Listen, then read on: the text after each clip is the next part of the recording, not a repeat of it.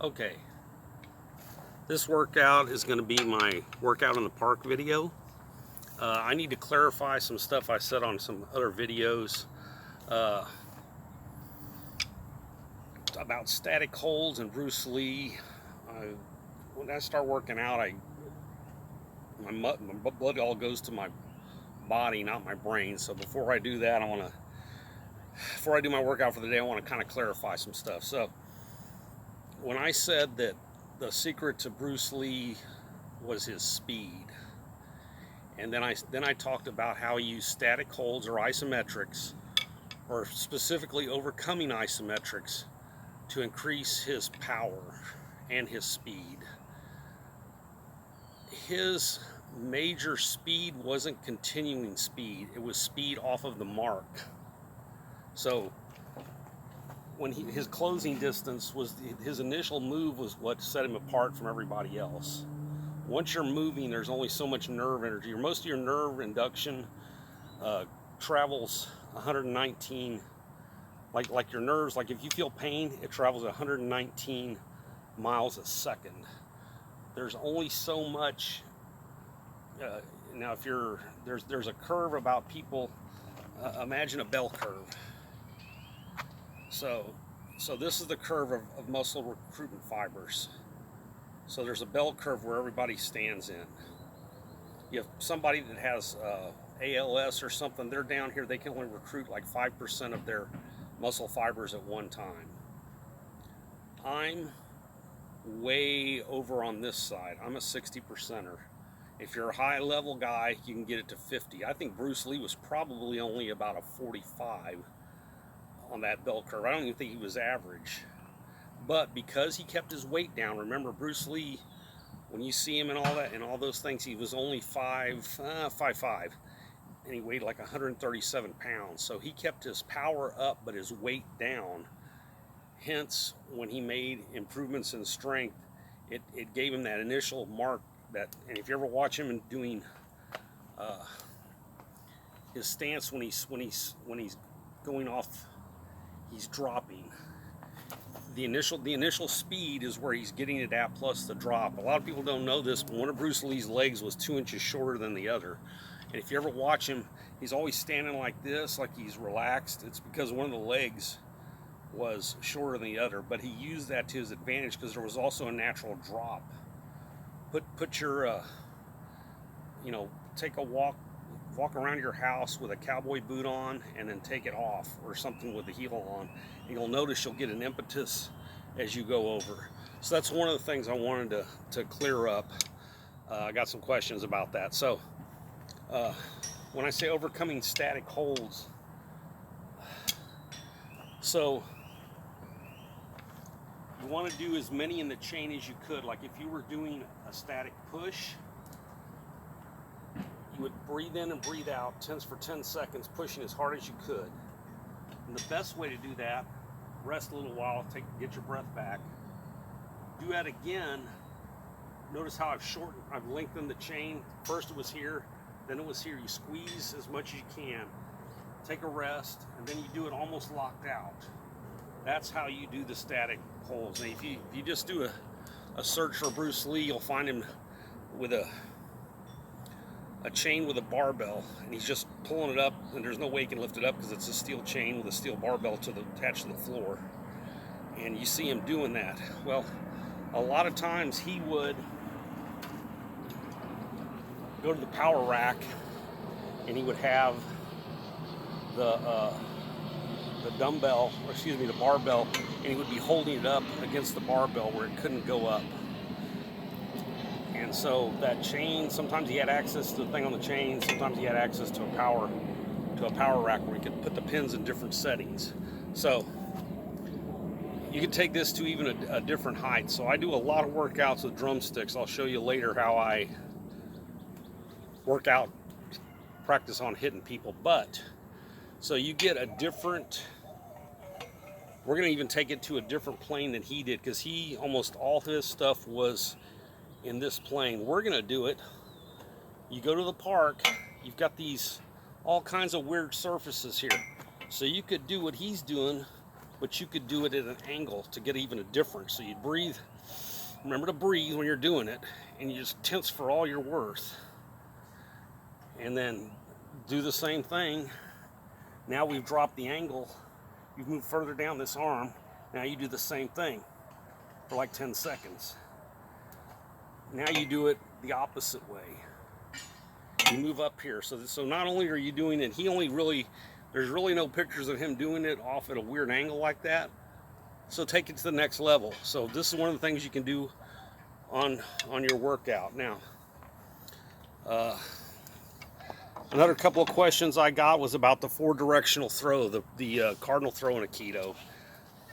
So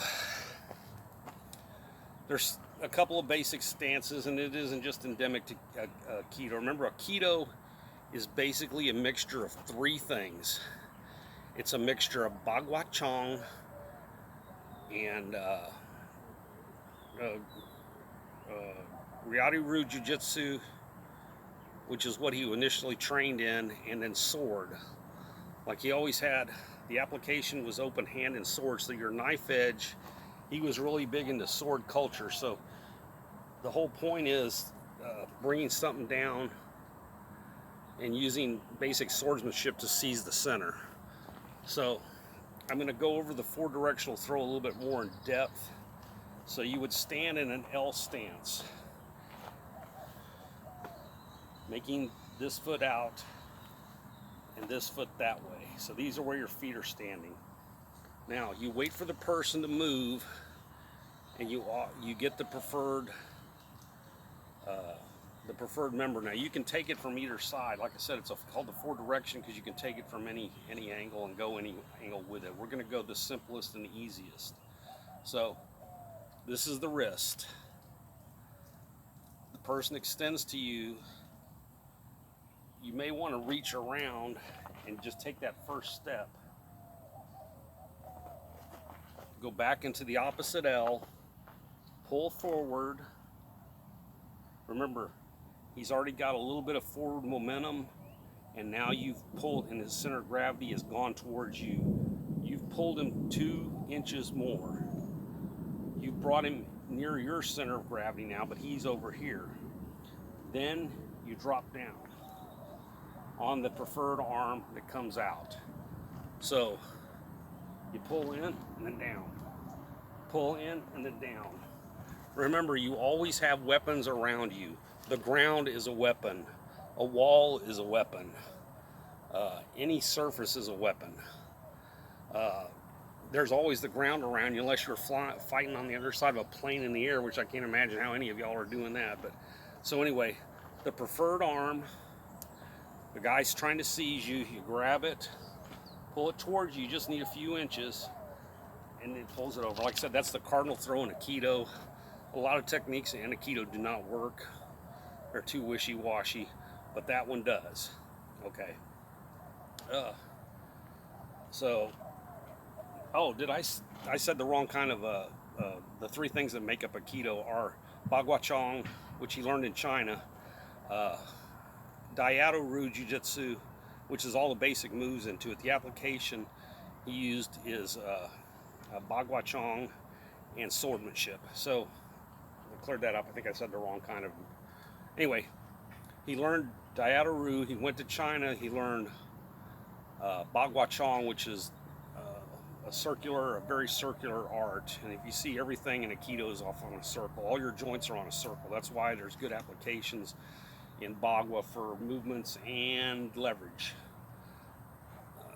Bagua Chong itself is only good for basically for the palm strikes. It doesn't have any groundwork, so but it's a good way to health because you do deep squats as you're walking the circle, the primary exercise in Bagua.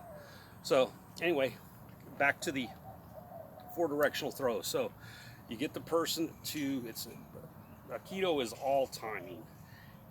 That's all it is timing. Timing and leverage. Most combat sports are, but it is exclusively that. So the person swings at you, you make the L off whichever way you decide to go. I'm doing it this side because I've got the camera over here. You pull the wrist, step back, Like I said, you can go down. The whole point is you're going through two different directions of pulling. You're pulling with the preferred wrist, and then you don't even have to do it with your hand to get, you can just, almost like a shoulder throw. You're just leaning into it, and they'll go over your center of gravity, so you're almost in a small hip toss at that point. Okay, so those are the two questions I had. Let's add some stuff to that. So I covered a bunch of chops the other time, on the other video. I covered the palm, the knife edge, the back of the hand. I also did elbow strikes. You want to do those at different heights and different angles. Like this one, since I've got a backstop here, you can do it this way instead of straight. I did straight down the last time, this way. You want to do that at different angles and different heights. So the last time I had it at a height that was probably here. This time they would be here, okay? So you want to do those at different heights and alternate your hands and do them one at a time. Do one set one at a time. One set alternating hands with 1 foot forward, 1 foot back. The opposite on the next set, and the third set do them just squared up. And you want to alternate doing them, you know, one after the other, one hand at a time, and then back to one after the other. So that's another thing to keep in mind on the chopping block. Let's also talk a little bit about other things you can do with bands.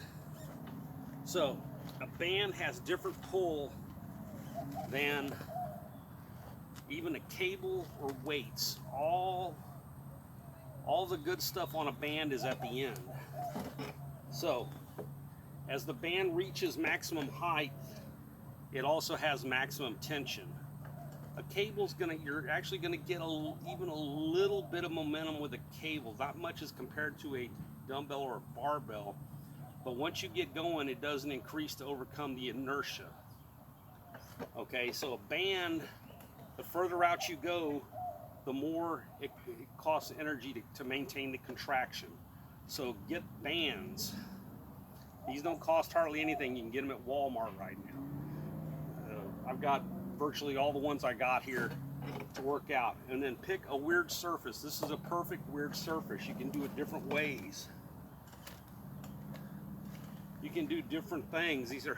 This is primarily going to be a pulling, but I mean you can do bands every which way you can. So wanted to cover the bands, the static holds. Like I said, you can do a static hold against anything, but you want to do multiple contractions along the chain. So in other words, if you were going to do an isometric hold, if this is a barbell,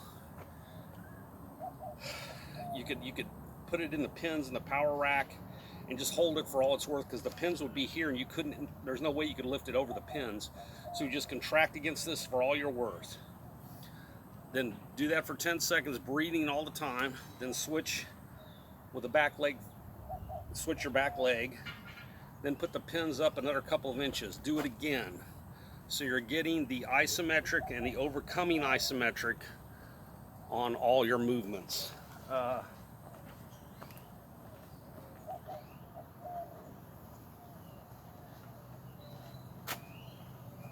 Again, these are pretty good for stuff,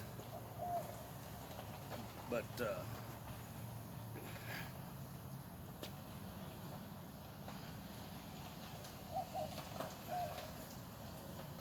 I think the police are going to chase me out of here. He's just looking at me right now. Let's see what he does.